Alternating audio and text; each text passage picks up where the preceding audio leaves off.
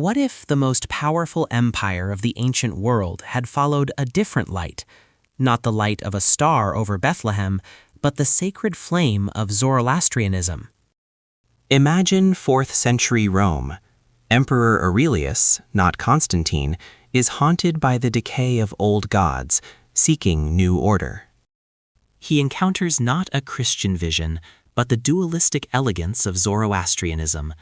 Captivated by its emphasis on free will, moral choice, and the eternal struggle between Asha, truth, and Druj, falsehood, Aurelius issues an edict, elevating the ancient Persian faith to imperial favor. Across the vast empire, the Roman pantheon doesn't just fade, it's systematically reinterpreted. Jupiter becomes a manifestation of Ahura Mazda's beneficence. Mars embodies the fight against Angra Mainyu, the destructed spirit. Fire temples, Atash Bayrams, rise alongside amphitheaters.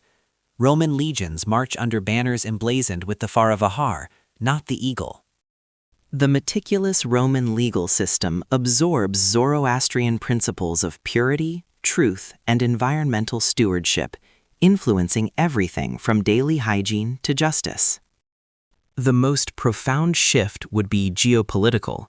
The Sasanian Persian Empire, also Zoroastrian, now faces not a bitter rival, but a spiritual sibling across the Euphrates. Centuries of brutal warfare could be replaced by an uneasy alliance, or even a shared cultural exchange. Imagine a world where the two greatest powers of antiquity cooperate, sharing knowledge, art, and philosophical insights. The Silk Road isn't just a trade route, it's a conduit of shared understanding and dualistic thought. Without imperial adoption, Christianity remains a minor sect, perhaps evolving into something unrecognizable or fading into obscurity. The monolithic religious landscape of medieval Europe never forms. What happens to the papacy? The Crusades? They simply don't exist. Instead, the Dark Ages might never plunge Europe into the intellectual shadow we know.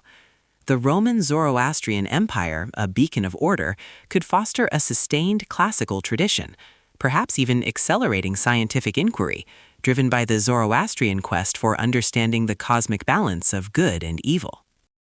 Centuries later, the rise of Islam would encounter a different beast, a vast, unified Zoroastrian superpower, perhaps more resilient due to its internal cohesion and stronger ties with Persia.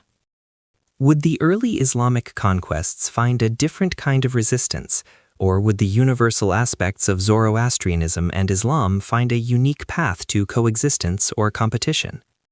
Think of the modern world. No St. Peter's Basilica, but perhaps a grand fire temple in Rome. No Gregorian calendar, but one aligned with Zoroastrian festivals.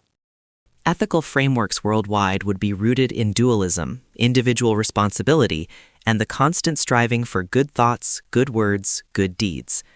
Our understanding of morality, justice, and the very purpose of human existence would be fundamentally altered. This isn't just a different religion, it's an entirely different civilizational bedrock. Just imagine the world we lost. What other lost histories are out there? Subscribe now.